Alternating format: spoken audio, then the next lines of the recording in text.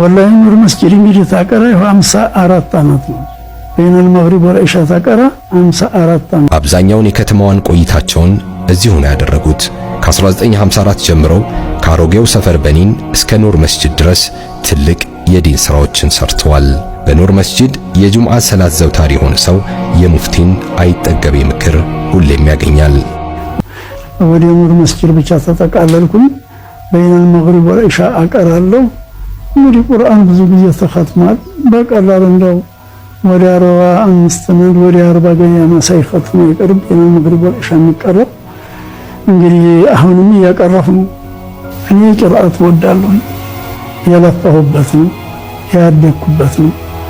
ደግሞ የቀራሁት ለገንዘብ አይደለም ለስልጣን ፍለጋ አይደለም። ከሞት በኋላ ይበጅኛል ለአኺራ ይሆነኛል ብዬ ስለቀራሁት የኑር መስጂድ ቂርአትና ምናምን እንግዲህ ለአኺራ ይሆናል ነው የምለው። ምክትል ኢማሙኝ ከ15 ዓመት በላይ አሰግጃለሁ አህመድ ሐሚድ ባሉበት።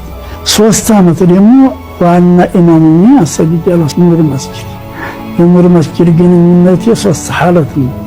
በማቅራት በዋና ኢማምነት በምክትል ኢማምነት ብዙ አገልግያለሁ። ተቀዳሚ